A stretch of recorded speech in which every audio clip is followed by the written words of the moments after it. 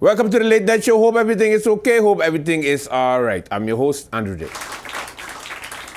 Okie dokie, kids. What's happening on the lovely island of St. Martin? We begin with the news of the Parliament of St. Martin had a lunch, their festive lunch that they have on an annual basis every Christmas season. They have MPs outside of the government, well, the Parliament building of St. Martin, and you were seeing them having fun. I think we have video of that.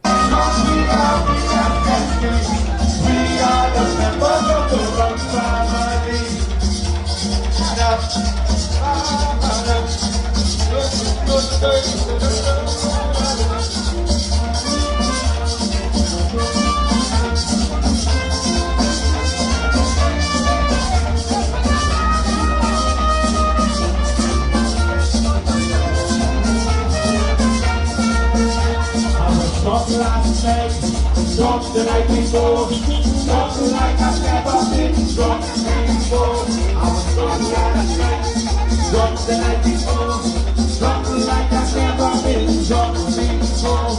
And when we get drunk, we are happy as can be. We are the members of the rock family. Glorious, glorious. One bottle of rum for the whole of us. Glorious, glorious. One bottle of rum for the whole of us. And when we get drunk, we are happy as can be. We are the members of the rum family.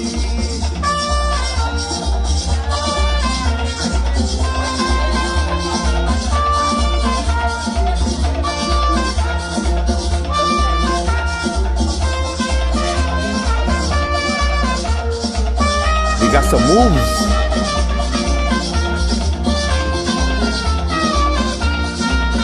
Take a taste, young man. Take a taste. You're only have one life left and enjoy it. Take a taste, young man. Take a taste. And you're taking on your best to believe it. Take a taste, young man. Take a taste. And you're done it all those better than you. Take a taste, young man, take a taste. So you got to do what you got to do.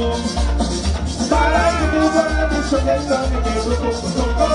Baba, give me one, let me show get down in the eyes. Baba, give me one, let me show get down in the room. Baba, give me one, let me show get down in the eyes. And then we gon' shake up, then we gon' shake up, and then we gon' love up, then we gon' hold up. Baba, give me one, let me shook it down in the room. Baba, give me one, let me shook it down in the eye. Baba, give me one, let me shook The MP's got some moves, boy. Look at them going. Look at them Baba, give me going. one, let me shook it down in the eye.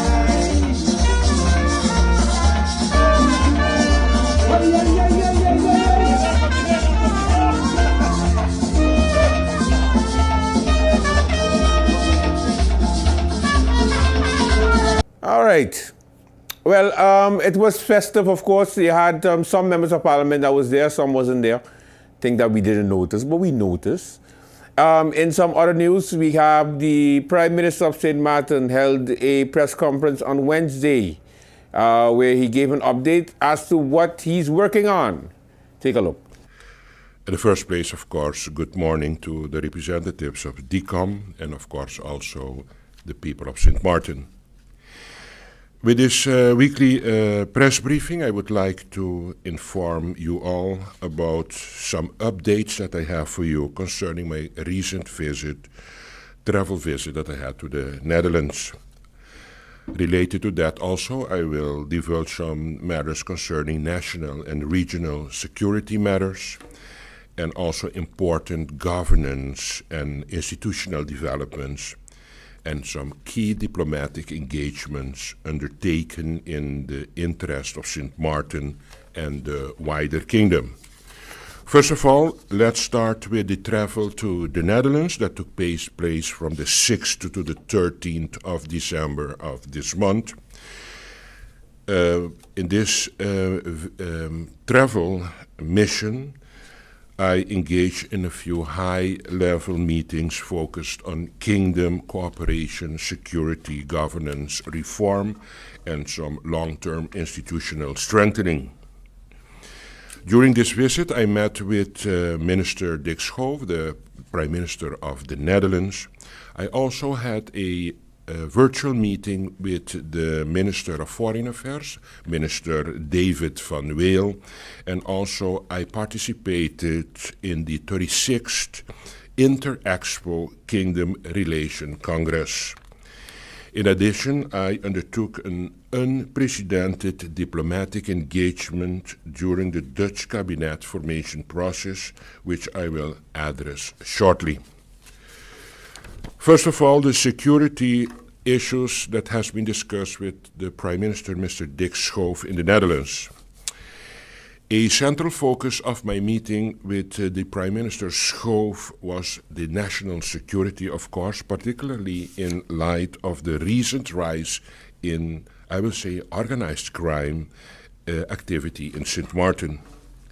I raised serious concerns regarding recent incidents affecting local businesses, residents, and visitors, including the robberies that took place recently in Divie Little Bay, Simpson Bay, and the Maho area. In close coordination with the Minister of Justice, the Honorable Minister Nathalie Tacklin, we requested a temporary military assistance from the Netherlands. This request was a precautionary and supportive measure intended to, one, strengthen visible security presence at strategic locations, secondly, to support our KPSM and local law enforcement, and thirdly, to safeguard public safety and confidence. These concerns have been formally conveyed to the Dutch Minister of Defense and the Dutch Minister of Justice. Let me be very clear in this case. The safety and the security of our citizens and visitors is our highest priority at this particular moment. We are acting decisively, responsibly, and in full coordination with our kingdom partners. I wish to acknowledge the proactive leadership of Minister Nathalie Tacklin in this case. And secondly, also, I would like to commend and thank the cooperation and the engagement and the discipline of the KPSM. And thirdly, the undersigned and cooperation shown by the Netherlands. Particularly, I would like to thank the Prime Minister, Minister Dick Schoof of the Netherlands, for his understanding of the local ongoing situation concerning the increase in criminality. Concerning now the topic of regional security developments, during my engagement, we also discussed regional security developments, including recent United States military activity in the Caribbean. It was confirmed that the Netherlands, and of course the Kingdom, is not involved in the US operations. And of course, the activities that are taking place as initiative of the United States are all taking place outside the territorial waters of the Kingdom, and there is at this particular moment no immediate and direct threat to Sint Maarten, Aruba, Curaçao, or the wider Kingdom. Following my bilateral meeting, I joined Prime Minister Mike Eamon and the Prime Minister of Curaçao, Mr. Gilmar Pisas, for a regular Kingdom security briefing with the Minister of Foreign Affairs, Minister Van Weel. Our deliberations took place while I was there in the Netherlands, and we focused on developments between the United States, of course, and Venezuela via this virtual meeting. Once again, it is and it was confirmed that while we will continue monitoring continuously the case that is going on here with the increasing tension in the Caribbean, and we are, of course, prepared. There is not, at this particular moment, an immediate threat for the Dutch Caribbean. I wish to reassure the people of St. Martin that we will, of course, remain vigilant, prepared, and fully coordinated with our kingdom partners. Concerning also the Inter-Expo Kingdom Relations Congress that took place in Den Haag, the following. I delivered there a presentation at the 36th Inter-Expo Kingdom Relations Congress entitled 15 Years of Constitutional Autonomy. In my address, I emphasized on St. Martin not being a country but a constituent state. I was very open and direct in that, for the kingdom to realize that we are actually calling ourselves a country, but actually still we are a constituent state in the kingdom. Secondly, I emphasized on the fact that nation building is complex and costly for a small island state like St. Martin. And thirdly, autonomy and independence cannot be pursued in isolation. And fourthly, strong institutions and regional cooperation are essential for our resilience. And also the context of the kingdom and the mindset around the kingdom has to change if we want to have an effective kingdom for the future for all the islands in the kingdom.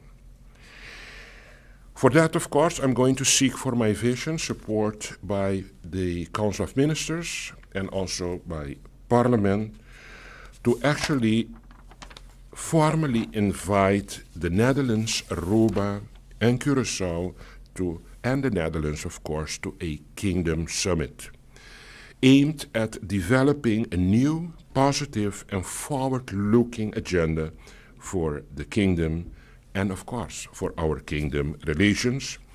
In the nearby future, I will give follow-up on my initiative to see how we can start with a yearly Kingdom Summit, to see how we can better the relationships in the Kingdom. There was also a highlight during my presence in the Netherlands.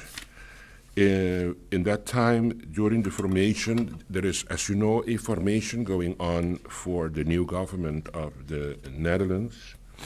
And I took the opportunity to have a one-on-one meeting with Mr. Rob Arnoldus Adrianus Jelten. And Mr. Jelten is, of course, the presumptive incoming Prime Minister of the Kingdom of the Netherlands, actually from the Netherlands.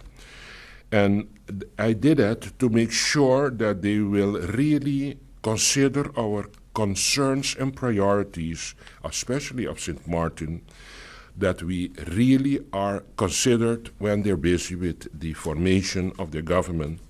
For not last minute, they realize also that there is a St. Martin, Curaçao, and Aruba in the Kingdom of the Netherlands.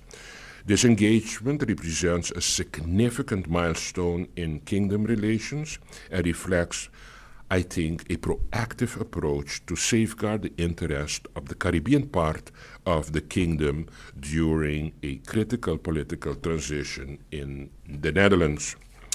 While the discussion centered, of course, on St. Martin, I deliberately created space for Curaçao and Aruba, and also for Bonaire, Saba, and Statia, recognizing that small island communities share common realities, including economic resilience, climate vulnerability, energy security, equitable access to resources, and of course the challenges that we encounter as small island development states on the field of healthcare and education.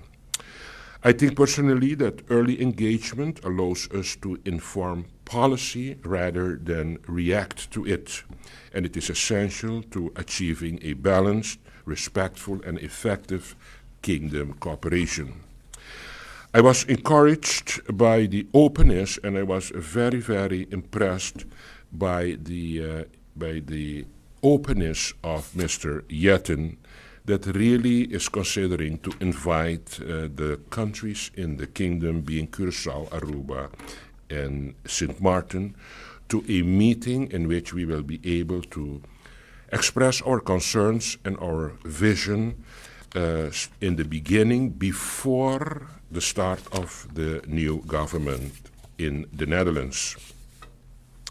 While I was there in the Netherlands, I also made use of that opportunity to sign an official partnership with the VNG, that stands for Vereniging Nederlandse Gemeenten. And in this case, it is VNGI, it's international.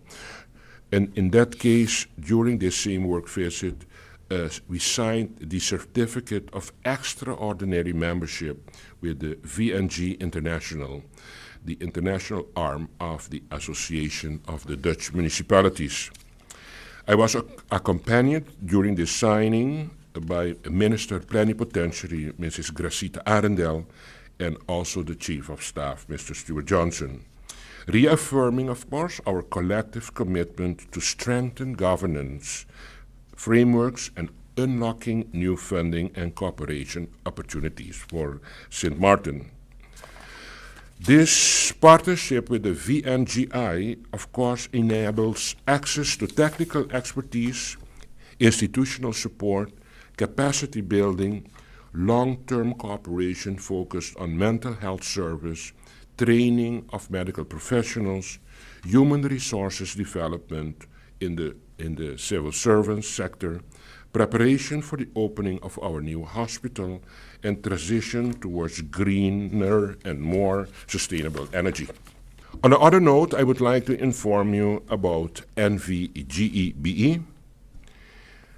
Yesterday, Tuesday, December the 16th, 2025, the Corporate Governance Council approved the final steps in the process for the appointment of new supervisory board members for NVGEBE.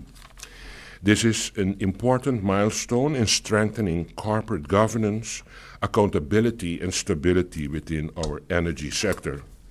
I will not disclose any names at this particular moment, as the process is in its final stage and subject to remaining formal procedures. I would like to inform you concerning our telecommunication company, Telem. Yesterday, 3 new members on the supervisory board of directors has been appointed by the shareholder for GEBE. I think this is also a great development for us to see how we're going to move forward with all the challenges that Telem is encountering, and hopefully we will be able to solve them. Further, I sent yesterday a list of the achievements that actually has been achieved by the different ministries in our government. I have submitted a formal letter to the Parliament of Sint Maarten outlining the achievements of each ministry. I would like to make use of this opportunity to thank my fellow ministers, cabinet staff, and also the civil servants of all the ministries that actually cooperated for us to be able to send this achievement list per ministry to Parliament. And I would like once more to thank everybody that contributed for us to get to this point. Further, I would like, of course, to make use of this opportunity to extend my warm holiday wishes to everyone in Sint Maarten, and of course also those living abroad. In the coming days, the Department of Communication will issue, of course, a Christmas message and also a New Year's message from myself as Prime Minister of Sint Maarten. As we close this year, let us remain united, vigilant, and committed to building a safer, stronger, and more resilient Sint Maarten. And ultimately, I have something on my wish list for 2026. I really love my island, and we love our St. Martin. We want to be proud of our St. Martin. And on my wish list as Prime Minister for St. Martin, I would like to see for 2026 a cleaner St. Martin. I'm asking everybody to contribute their part to make our island shine, for our tourists to be impressed how clean our island is. And I hope that if everybody try to do their part, contribute their part, make a little cleaning outside the garden, next to the road, do what you can, don't litter around on the island. I believe that in that way, with discipline, we will be able to have this island beautiful and clean again for 2026. So as Prime Minister, I'm counting on you all for a cleaner St. Martin for 2026. Time for a commercial break. When we come back, more late night.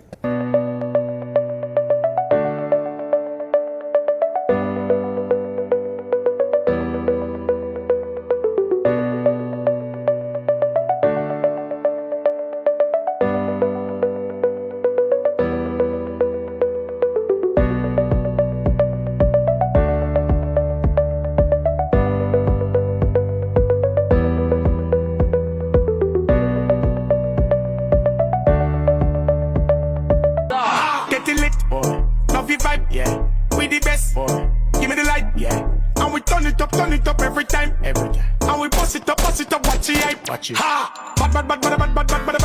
Bad. Anyway, them see me, be me gun, them a chat. Bad. Busting up the place with my style. Bad. What kind of thing that style where we fling? Having trouble with my internet. It's dropping in my bedroom and the kitchen. Problem in your internet is your Wi-Fi. You see, things like the size of your house, the building materials you use, like concrete walls, whether you have multiple floors. And let's not forget the distance between your modem and your devices, like your computer, your phone, TV. All these have an effect on the quality and the strength of your Wi-Fi. How do you know this stuff? You need to check Telem. They have mesh devices that allow you to create your own smart Wi-Fi network to cover your entire home. It's a few small devices working together like a team to cover your entire house with strong Wi-Fi signal. Super easy. Here, I get one from Telem today. Download the app from your phone app store, plug in the device, and plug into the modem. When light blinks blue, it's ready to pair via the app. Go to app, click next, and follow the instruction.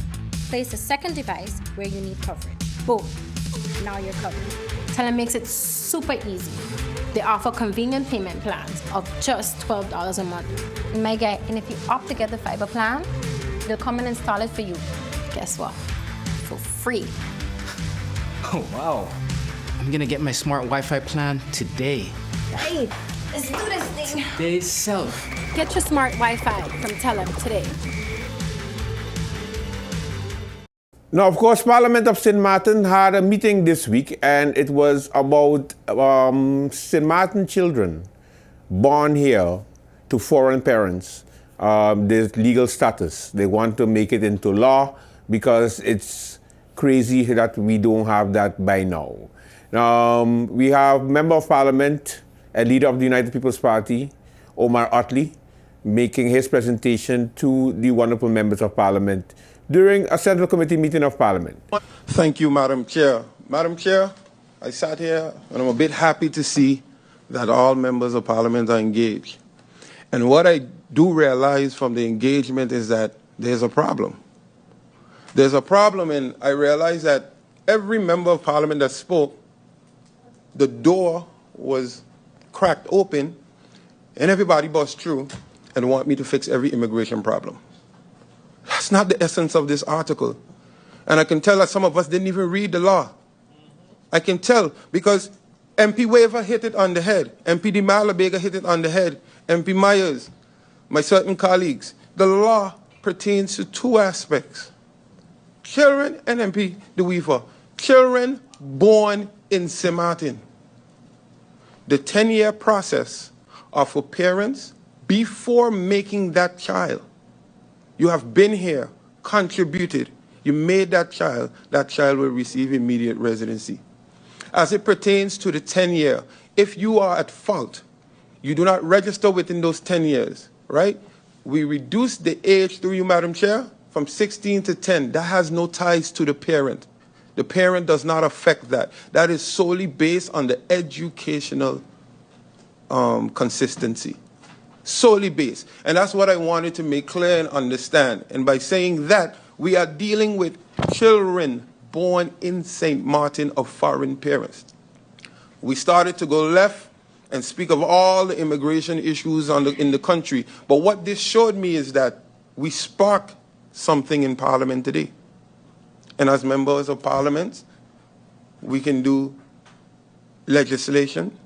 We can bring policies and hope that the ministers adhere.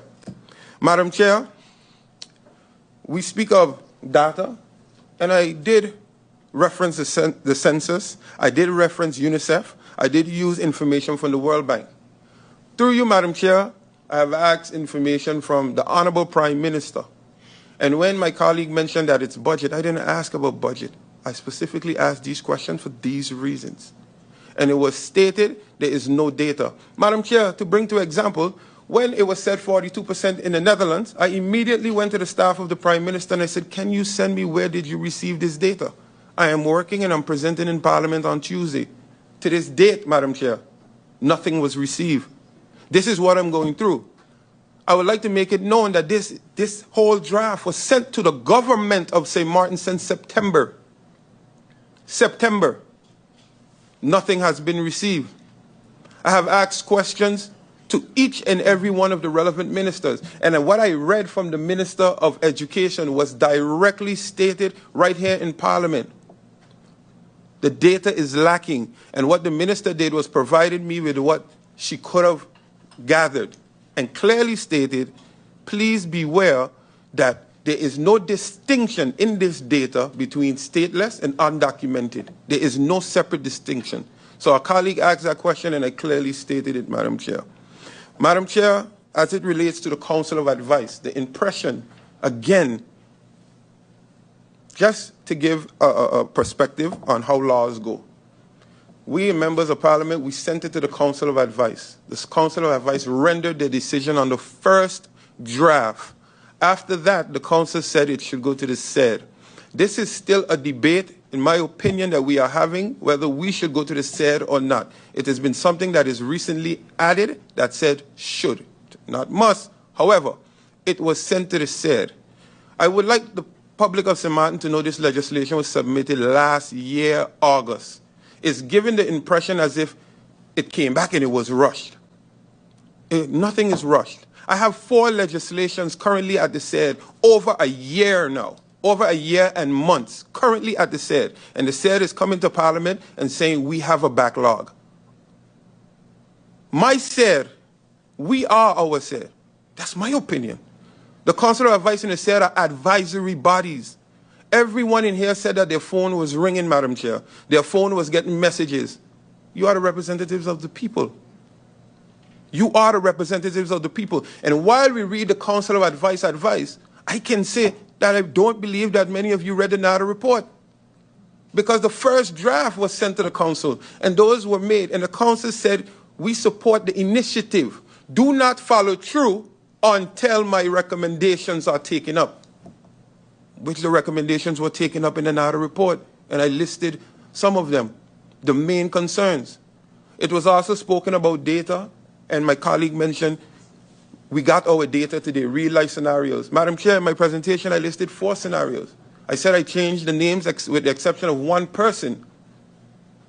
But those are my scenarios. And in the presentation, I stated we motivated from the SED, while the SED does not requires more information that doesn't exist on paper, we use real-life motivations. So we sent to the Council, we took the recommendations of the Council, and then sent to the SED, and we proceeded. Madam Chair, it'll be remiss of me not to mention the collaborative efforts. Today took an unfortunate twist, and I really was expecting some genuine feedback. But what I saw today, Madam Chair, was apply for recognition. And that is not what this was about. And it changed the whole narrative because it was I, me. Madam Chair, I didn't steal nobody's law. The impression is given that I started it and my colleague is here present. I didn't steal nobody's law, Madam Chair. I take the same money that I work for the people, use the money and spent and work tirelessly with my staff to create a law. Madam Chair, my law was not submitted first. And as I stated, it's over a year. My law was not submitted first, so then why am I here presenting, Madam Chair? I'm here presenting because I do not play with the people's business. When it's time to go, I go. I have even offered my colleague the information, number, and name of my legislative draftsman when they have asked. So it's not about who gets credit, who don't get credit. At the end of the day, Madam Chair, I have realized who carries it out on the government level gets the credit. My dear colleague, MP Myers, gave some valid remarks that I'm willing to look into. And as a matter of fact, the reason that we put the 10-year is because many persons have been talking about this, allowing kids born here to be residents. But again, if we look at the Council of Advice, if we don't put a requirement, we will open the floodgates for what MP De Weaver called anchor babies. So if you were here contributing for the 10 years before the child born, I want everyone to pay attention to that. And after that, within the 10 years, you stand alone. And a matter of fact, Madam Chair, there's barely any distinction between the two laws. So we are talking about ensuring that it passes, ensuring that this. One MP said 12, I said 10. And I clearly stated that I did it with uniformity and understanding the age limit and taking into consideration the 5 years that it would take to get your Dutch passport to allow you to receive higher education. All of us have spoken about this. So, Madam Chair, like I stated, I had all my answers ready. However, we have another engagement that we cannot answer, that we cannot take the answers at this time, but I look forward to coming back. And also when it pertains to the ministers, I stated that it was sent to the government of St. Martin since September. During the budget debate, I specifically asked the impression of this on each minister, and all of them said it's something that they would want to work on. And like my dear chair lady said, it's been in government governing programs for government upon government upon government. And while MP Janssen, I have to touch on this part, spoke about bias, nationality, stigma. Why? It goes to this. It's news to me. But however, the policy injustice does exist. It is the choice of the minister to execute the policy, and I said it in my presentation. At this moment, it is of the prerogative of the minister. Doesn't mean that the policy doesn't exist. MP Lyndon Lewis, then Minister Lewis used it. MP Anna Richardson started it and used it for a period of 4 years. And if this minister chooses not to, it's okay. But I refer to what I stated on page 6 of my presentation. The unwritten policy has been applied by all incoming government. Today is our official attempt to make the unwritten policy law to ensure that the rights of our children born here are protected. That is what is important. I have answered the requirements of the council. I have been back and forth with the secretariat because I don't believe, as members of parliament, when the people have an issue, the people don't go to the SER, the people don't go to the Council of Advice, the people go to us. And we have a job to do. And if I submit a legislation for a period of a year and still have no clear distinction or time frame on when this legislation will come, that is why the people of St. Martin does say, we here collecting big fat salaries and we ain't doing nothing. Because they don't know the work and the feedback and the red tapes that we have to go through. Many of us have seen us in the news submitting laws, legislation, amendments. And today, where are they? And people are thinking we are lying. I'm happy. I give credit to the Secretariat, to the Chair Lady for getting this on the agenda and not playing politics. And I hope that we cannot play politics and vote and put the people forward, not because me as an opposition member bring in a legislation. Madam Chair, I'll end by saying, a nation's morality is revealed by whose suffering it chooses to ignore. I will not be one to ignore the suffering of the people. The data is there in our everyday life as we walk out. The people that we have helped, the people that we were unable to help. I am just happy and blessed to be here today, trying to make a difference for my country, whether we do it together or solely. Thank you, Madam Chair. Time for another commercial break. When we come back, more late night.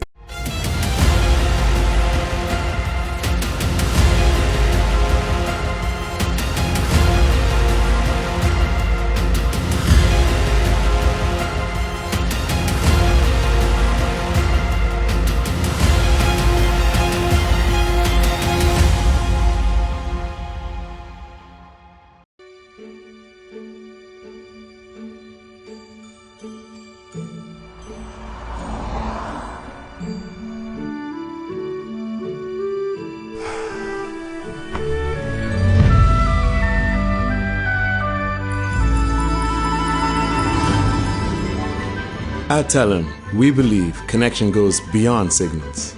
It's about people.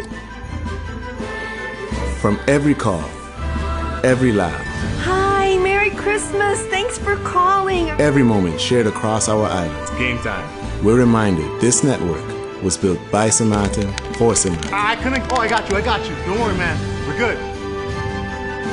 When are you coming to St. Martin? All right, let's go. Go, go, go, go, go, go, go, go, go, go. Here's to staying connected to what matters most. Your connection, your Christmas.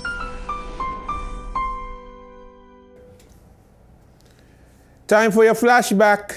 Let's take a look at what the flashback is today. We begin with the continued strike at the Point Blanche prison. Of course, the strike continues, and the question now is, how concerned are our politicians about Point Blanche? Because you have these prisoners that are staging a protest by because of low health conditions. They can't see the nurse when they have to go and see the nurse.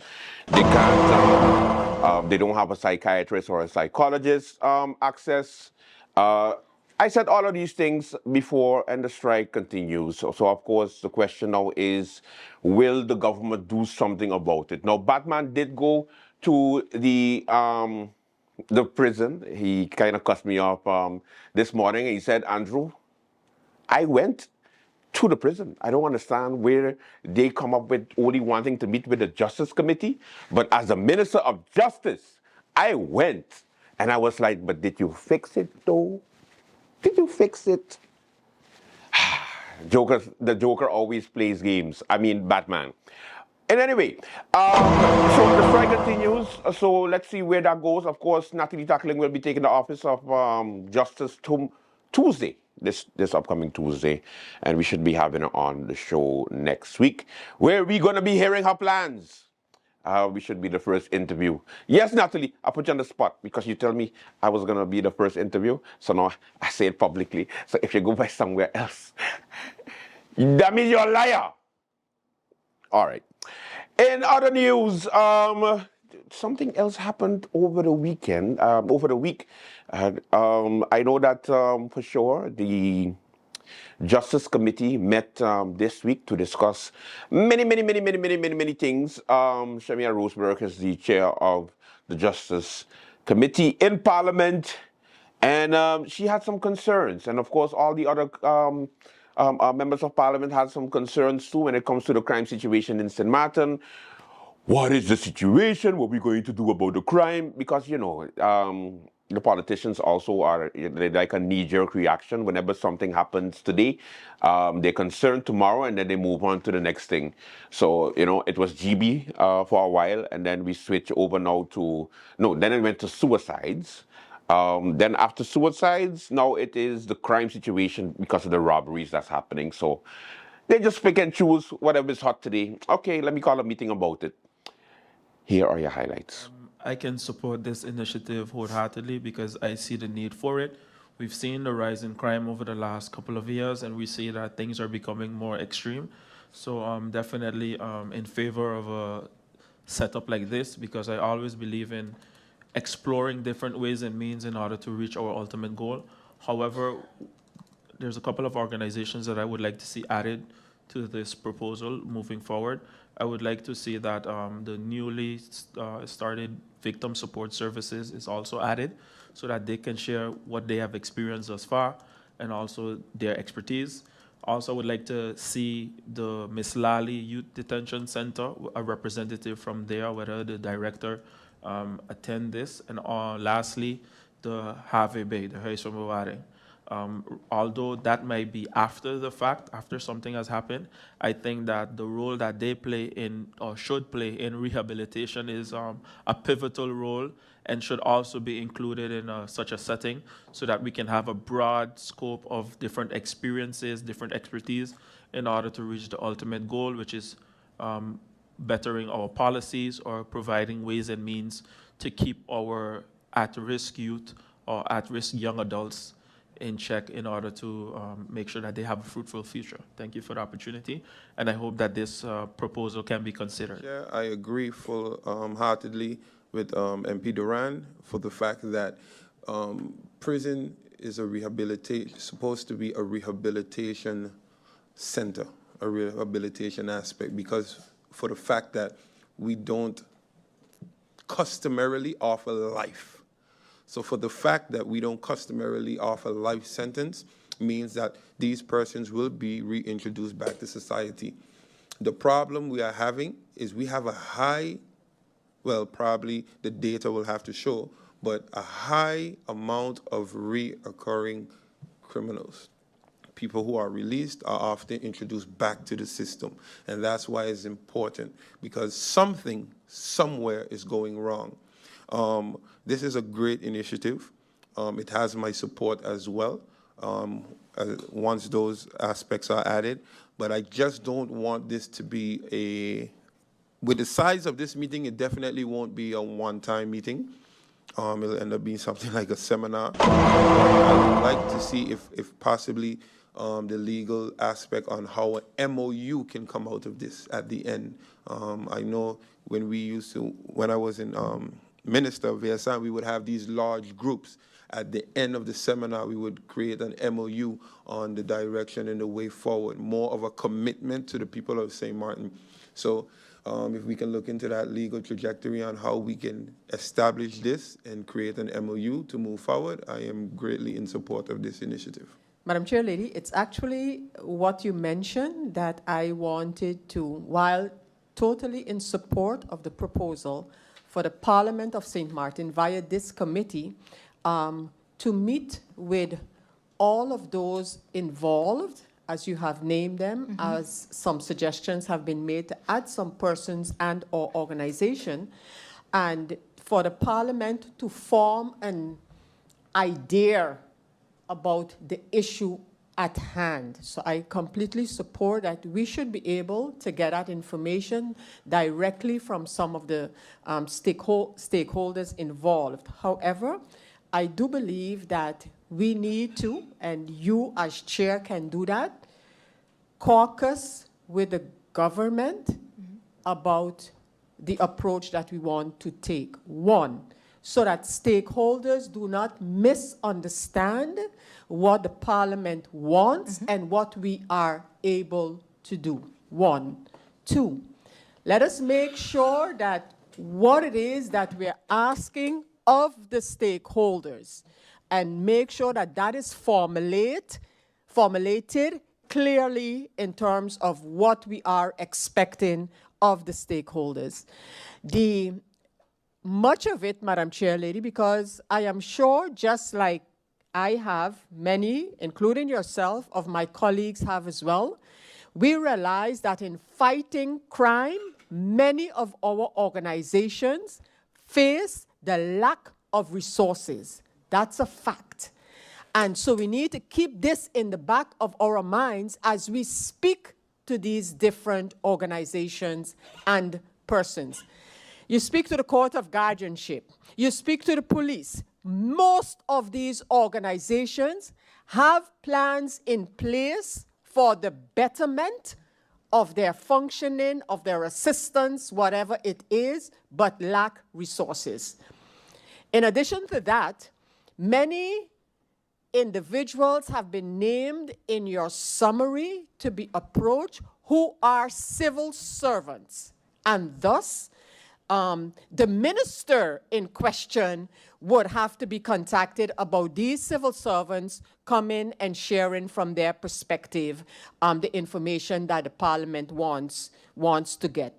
So I think we need to carefully, following the approval of having this roundtable, establish what our objective is as parliament, one, and as you already mentioned, Madam Chair Lady, how we're going to get all of these persons in a timely fashion to, at the end of what? 3 months, whatever the case may be, come up with whatever the result of these meetings that we would like to have. So, Madam Chair Lady, I think we need to do some scheduling, and we need to think of the objective.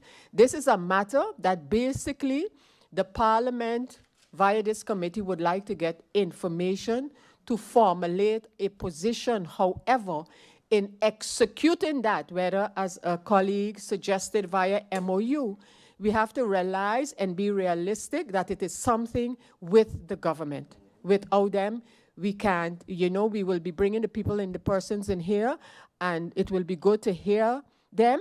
I don't want to see a repeat, Madam Chair Lady, of, for example, we have had similar sessions with, I can mention a few, in the area of those involved with special ed. And we brought in the persons, many of them, and they shared their concerns and their intentions and their objectives. But at the end of the day, that kind of just fizzled out.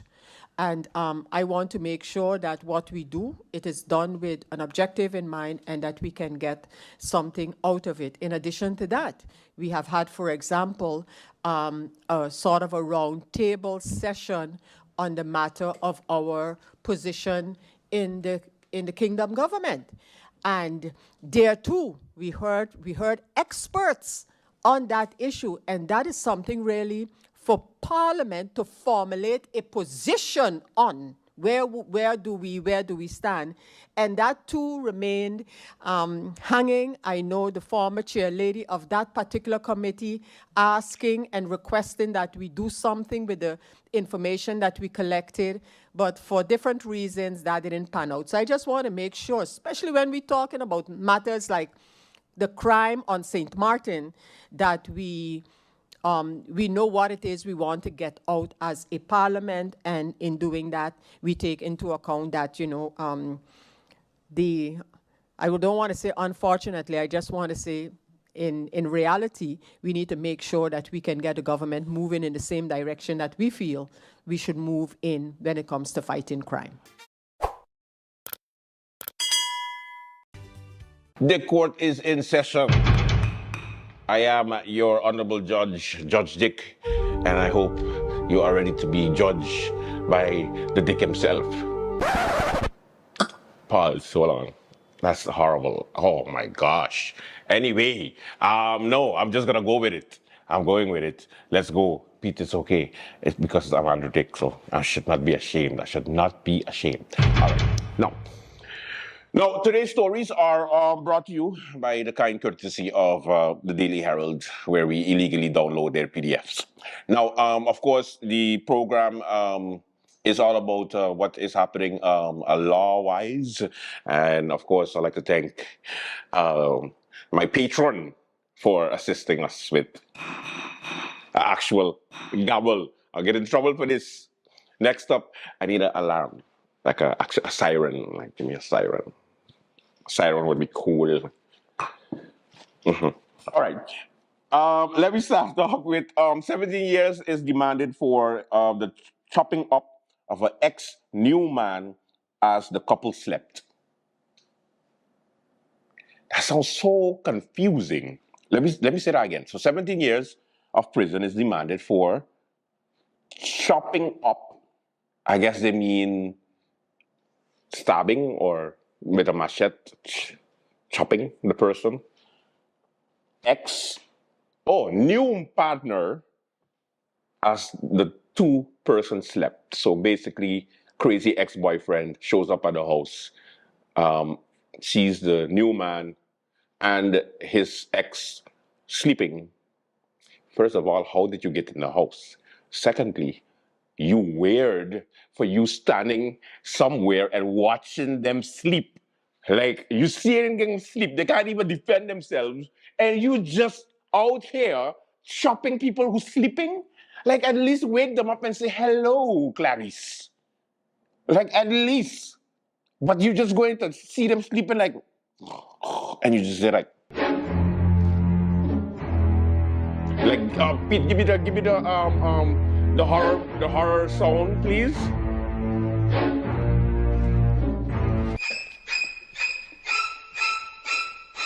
Wow.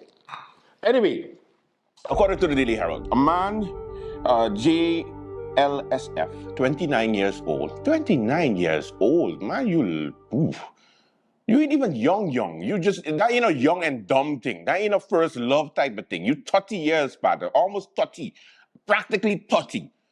In 2024, you're considered 40. Because 30 is the new 40 and 20 is the new 25. I know, confusing. All right.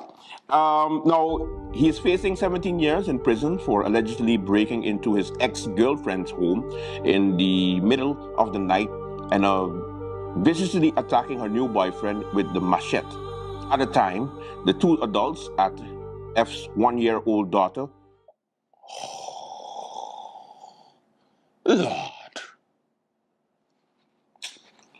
one-year-old daughter were asleep on the same bed. No, man. No, man. Cap. No. That's horrible. That's horrible. You seeing your one-year-old daughter, the woman that pushed it out, you literally gave her those seeds, and one of them actually brought your daughter to this world, and somebody who borrowed her for the time being. And you just decide to swing while your daughter's sleeping on the bed? Come on, man. No, man. The new boyfriend, who had only started seeing the woman some 3 months ago, told police that he had a bad feeling and did not want to sleep over at the woman's home in Cold Bay during the overnight hours between August 17th and the 18th, 2023. This, for bonding, turned out to be right as he woke up around 12:30 a.m. to the sound of the bedroom door being kicked in.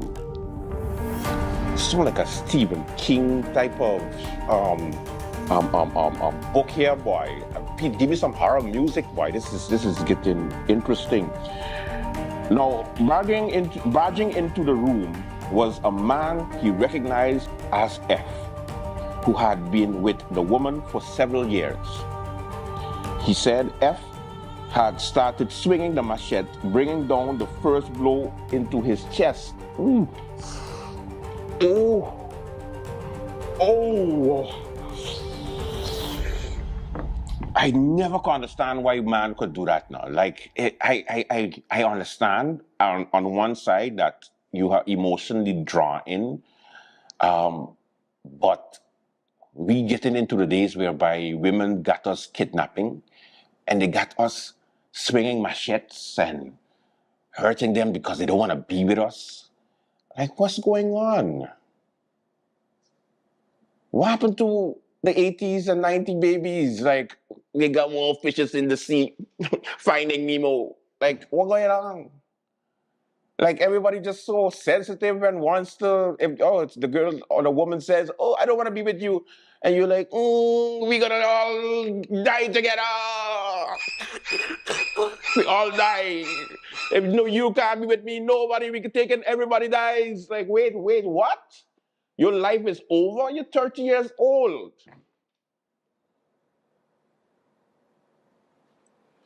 Gopel is real, boy. Gopel. Anyway. The woman told the police that she had awakened to the sound of her boyfriend screaming. It's not funny, but it's not funny. Hold on.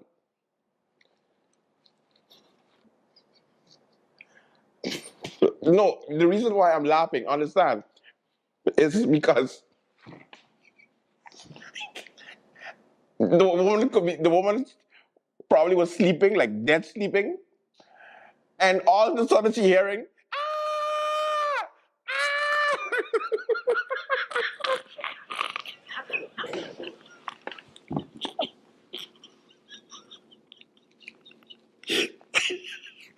It's not funny, but I could imagine the composure somebody would have who is in pain, getting swung with a machete. I get it, I understand, because I would have screamed like a, I would scream like a man too. But at least I would be like, ouch, or like, oh, you know. I don't know about.